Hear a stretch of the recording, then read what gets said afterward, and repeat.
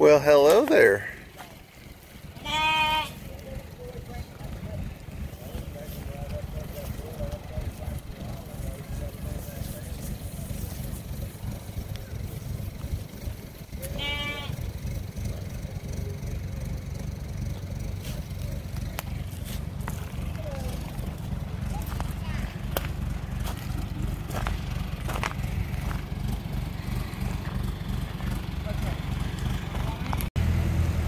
There's a little bitty one right here, Mom. Look how cute they are. Until they grow up much.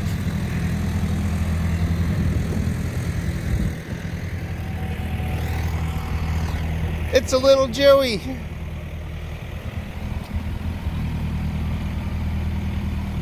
Hey, little feller.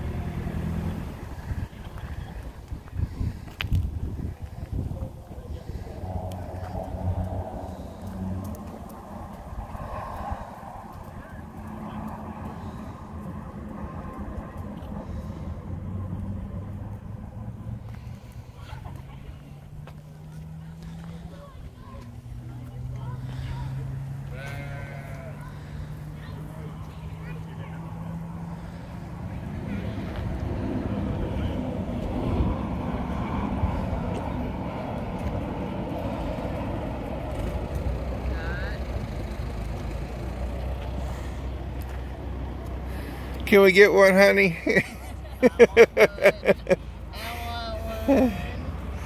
We got enough land.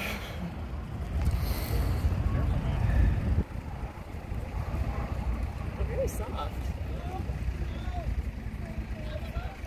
I think they're full though. You have food in front of you.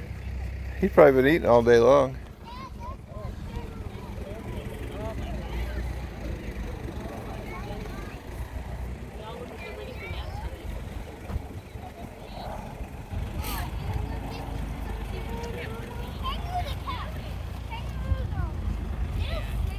You got full belly, buddy.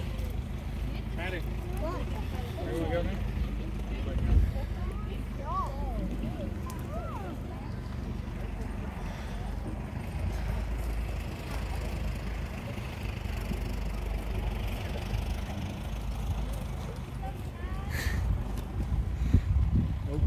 You're not gonna go up there, son? No.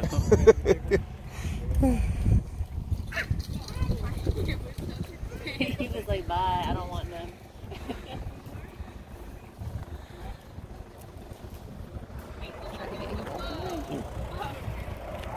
Can't see anything.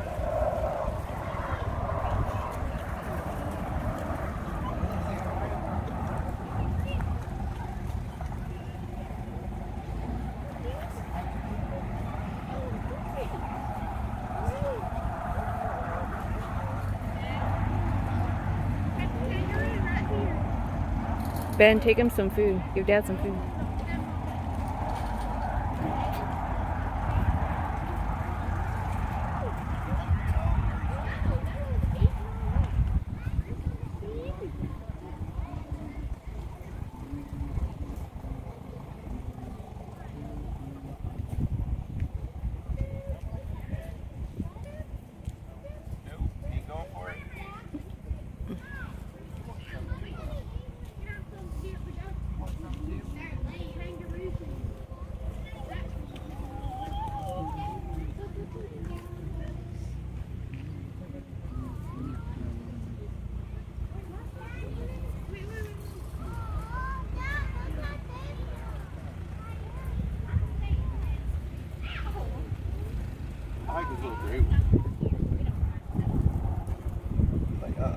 But he don't like you apparently.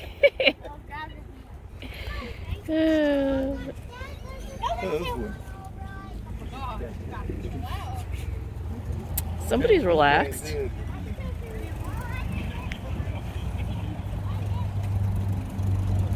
He's like, "Are you okay? Are you okay there, buddy?"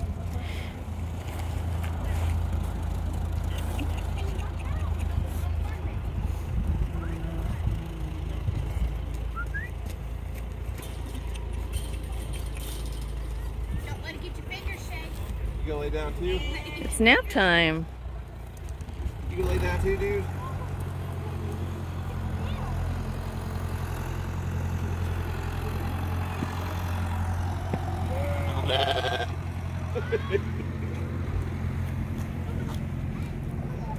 You want some? Good stuff. Oh, hi, buddy.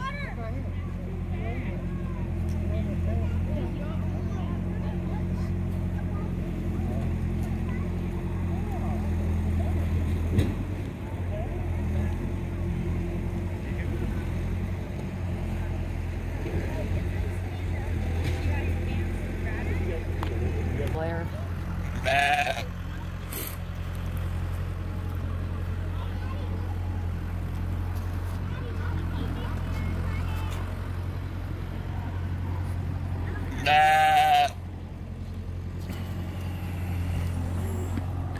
Well, you got a lot to say, don't you, mister?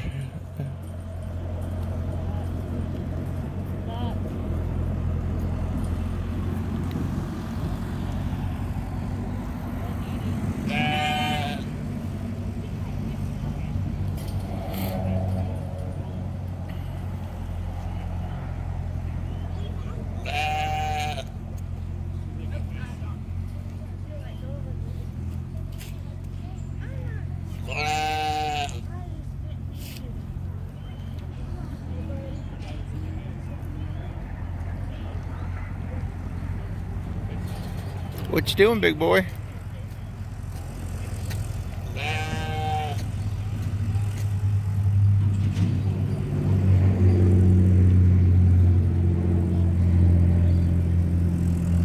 He let you get close, Ben? He looked at me and then just Bye-bye. didn't care. It was bye-bye. I think they've been eating all morning.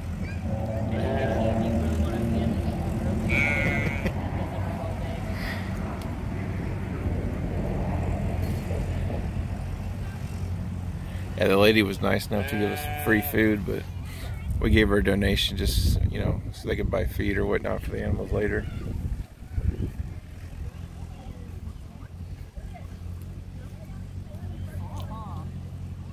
I've seen kangaroos at a circus before, but I never thought I'd be up this close to hanging out with one. Babies are full.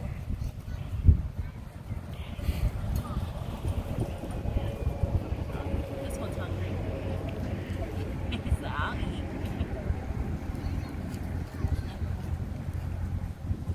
Have all my food.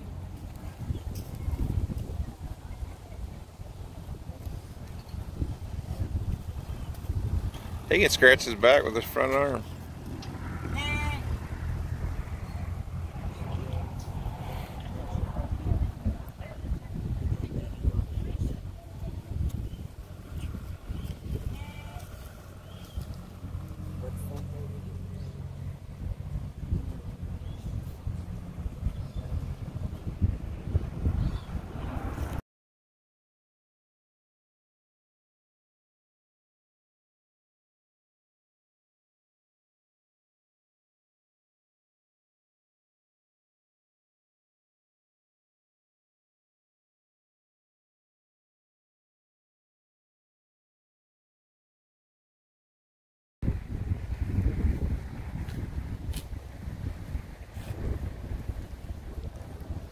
Ain't he soft?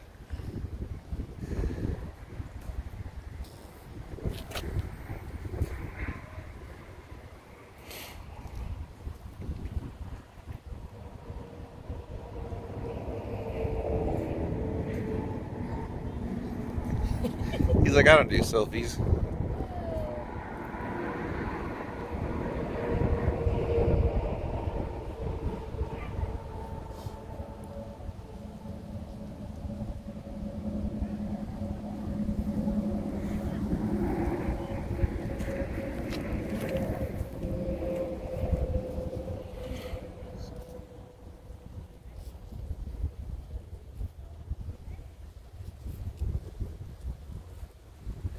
Oh, there's a baby getting milk.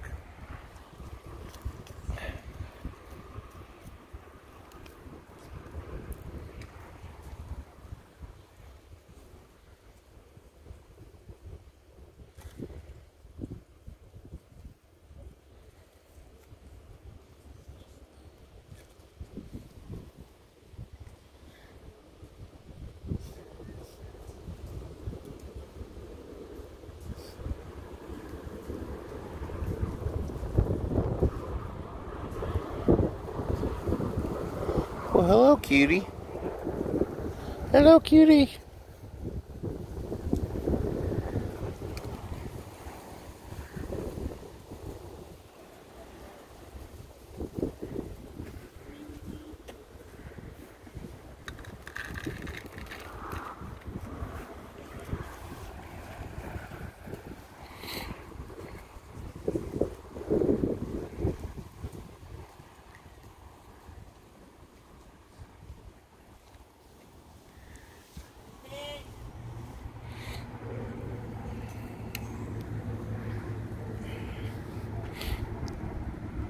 This is almost as cool as the Scottish Games. I could just sit here all day.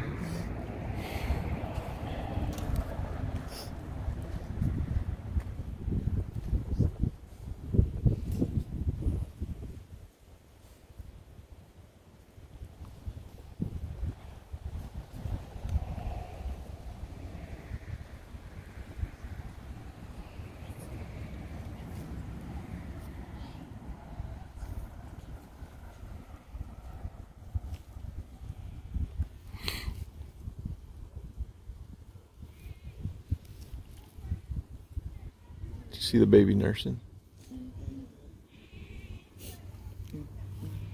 I thought they were both babies. I didn't know that was a full-grown one.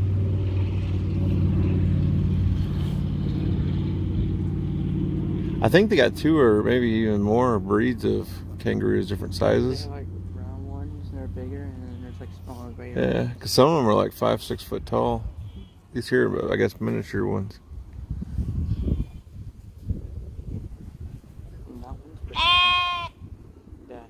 It might be bigger standing up, but Yeah. they're not that big. Probably bigger standing up.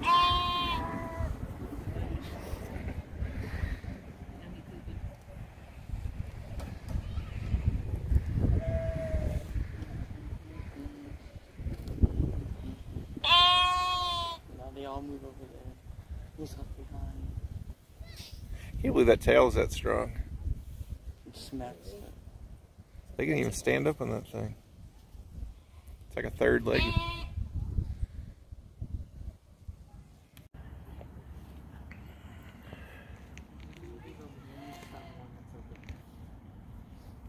This one's missing a toe. A toe?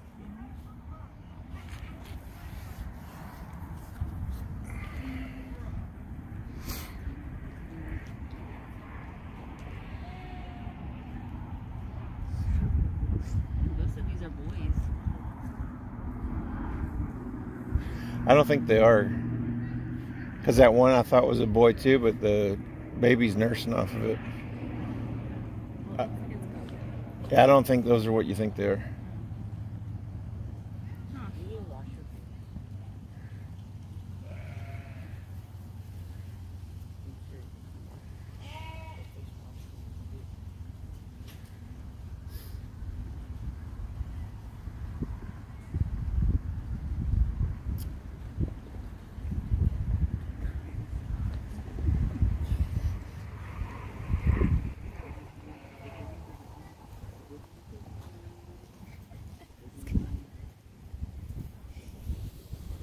Oh, it rolled over on its back.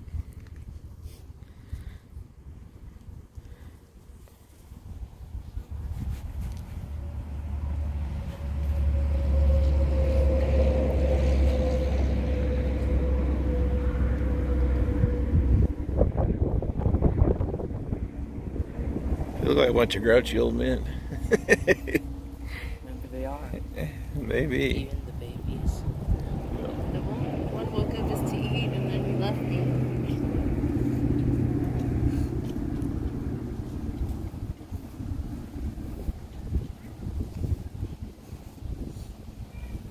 Oh,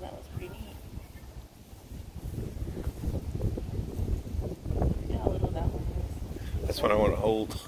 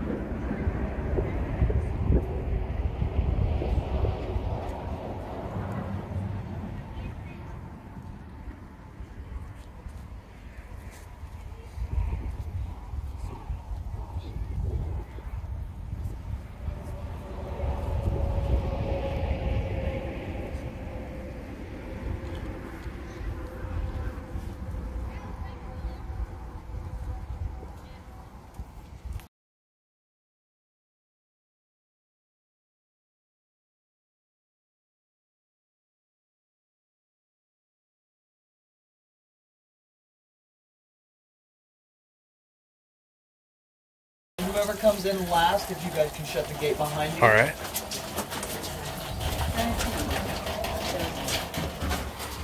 Pretty cool. They do.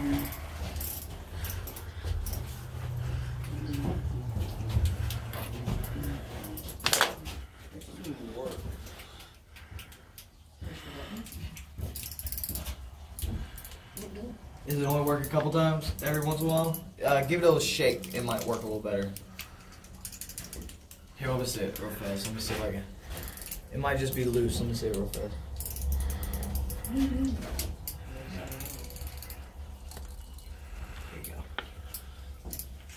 Alright, so from this point forward, no touching of the formations unless told otherwise. There's little cue cards and stuff that are around the cave like this that have little names underneath them. It kind of points out little formations that look like certain things. If I miss one and you guys would like to stop me and ask questions or anything like that, just, you know, don't hesitate to let me know. Our first formation here, they call it the Dwarf. So is this formation here? To me, it looks more like a garden gnome in a lawn chair. So this here, we call it our touch it, feel it rock. This rock allows you to, you know, touch it, feel it, get out of your system, so that way later on you're not curious what everything feels like. So if you guys would like to touch that rock as you walk by, you're more than welcome. So there is a warning I do have to put out. There is a singular bat that has been hanging out in our cave. Okay, he is all by himself, but there is a spot, he's in a spot where we would usually stop and explain a couple things. But I'm going to stop there, point him out, let you guys look at him, and then we're just going to walk right past him. All right. So when we do get to him, don't point your flashlights directly at him, and don't take pictures of him with the flash. Little rabies never hurt anybody. Right.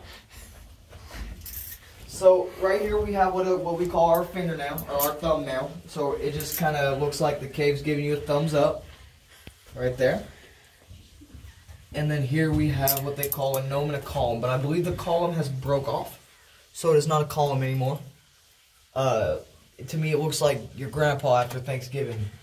When you guys bought this property, did you know this was already here, or did you guys find it later So the on? guy that owned it, there's a guy named Lou Irene. He owned it from in like the early 1900s. Okay. So he didn't know that there was a cave here until about 1935.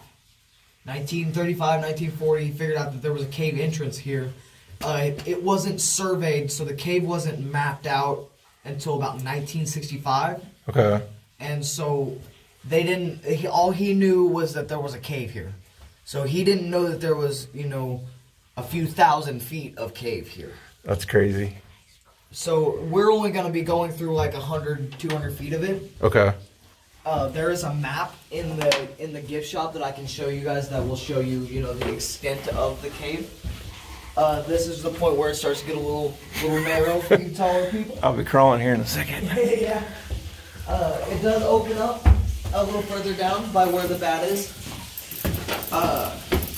Whoops. There we go. So right here we have what is called a married column. So the reason it's called a married column is because it's got that ring right in the middle of it. That's cool. And then, so we have this waterfall that's coming up. So from the waterfall forward, you have a chance of getting your feet wet. It's not a very big chance. It might not even go over the rubbers of your shoes, but it's just a little warning there, because this water is not warm. While we walk by the waterfall, you're more than welcome to put your hand in and feel how cold the water is.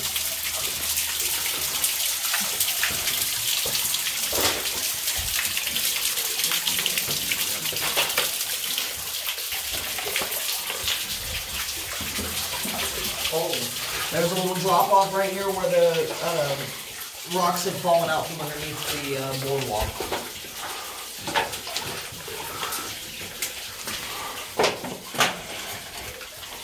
This is where I like to. Your best place to stand up is right here. All right. I'd let everybody. Woo, that feels a lot better. Give you a little break, you know. So this is the spot where I was telling you where the bat is. Okay. So our friend bat here is right here in front of me. Right here. Oh, he's a little bitty filler. Yeah, so these are called just little brown bats. So we can't shine too much light on him because it'll mess up his He's a little cutie. mess up his senses if we shine too much light on him. Little bat right there, son. As you guys walk by him, don't touch him, don't point your flashlight at him directly, and don't take pictures with a flash on. Like I said, it'll mess up their senses. So we're just gonna leave him alone, and we're just gonna keep on trucking. So this water here does get more deep on the left side than it is on the right side. So if you kind of stay more toward the right, kind of lower your chances of getting your feet wet.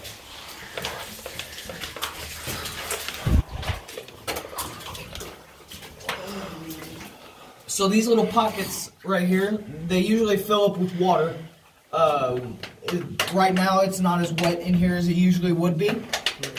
So how these form is the water drops off the ceiling and the water has calcium in it. So when the calcium pulls up at the top of the pool, it floats to the outside and creates these little rims that hold the water in.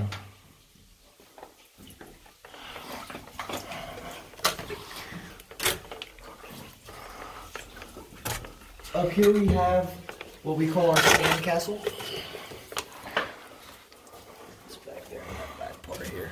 Okay. And then I'll show you something cool. So you can see all that green in there?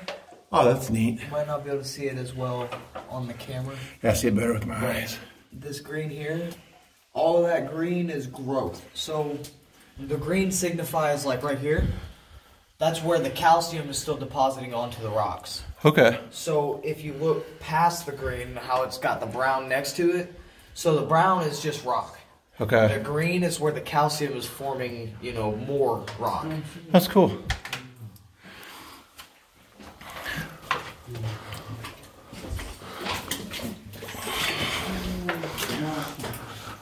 So this here is called a floating column. So the reason it's called a floating column is because the only place that it is connected to anything that is solid enough to hold it is right up here at the ceiling. So it comes straight down from the ceiling and connects to this big rock at the bottom and nothing else. So it is connected in the back where the rock is super, super thin. But if this were to ever break from up here, it would just fall straight down. So we have this formation up here called the Woman in the Well. It's kind of one of our harder ones to see. The reason they call it that is because this formation right here, if I can get my flashlight to zoom in, it looks like the silhouette of a woman's head. And then right next to it, right there in that area, there's a well. It looks like a well. It's more of just a pocket of water. All right.